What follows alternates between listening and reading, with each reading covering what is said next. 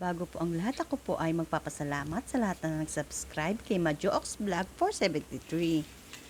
At ito po guys, ang niluto naming ulam. Ako pala, bumili ako sa palengke ng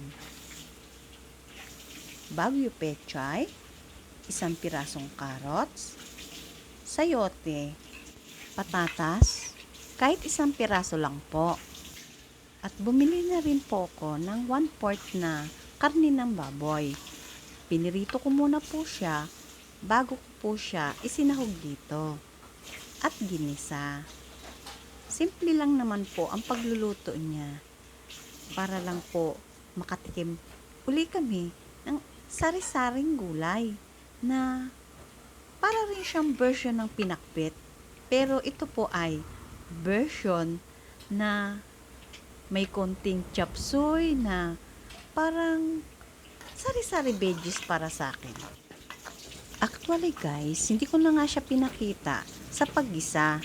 Pinakita ko na lang po siya na luto kasi may ipapakita po akong talagang ginisa ko po at binidyohan. Kasi po, may natira sa sayote. 1 kilo rin po ang nabili ko, pero isa lang po ang nagamit ko rito sa sari-sari veggies na to. At yan po, binalatan ko po ang mga gulay at magsisimula ng kumain si Majo. Naghahain na guys, pero may lulutuin pa ako. Kaya isasalin ko muna itong gulay para magamit ko uli ang kawali na to. Kasi magigisa naman ako ng natira sa sayote. At yung natira na rin na karne.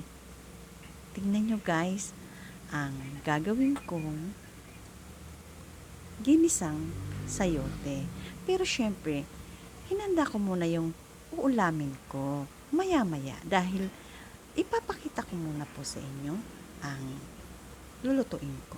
Pero natatakam na rin ako guys. Halika na, tingnan muna natin to. Ayan po, binalatan ko na po. At yan ang guys ang mga sangkap. Ang natira sa pinirito kong baboy. At lalagyan ko na siya ng kamatis ngayon. Kanina ginisa ko lang siya pero wala siyang kamatis. Ang nagpa-brown po doon, nilagyan ko po yun ng konting toyo. Pero ito po, palibasa po na prito na siya at nilagyan ko na po ng toyo kanina. Pag prito ko, ayan po, igigisa na po natin. At ang pagbabalat guys ng sayote para madali, hiniwa ko muna po siya sa 4. Kasi dati po, nag-struggle talaga ako sa pagbabalat. Kasi sa isang buo, kailangan ko siyang balatan. Pwede naman po pala na hatiin mo na siya sa 4.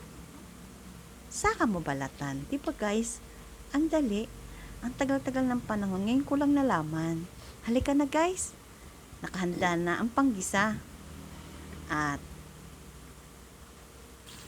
nabalatan ko na rin to.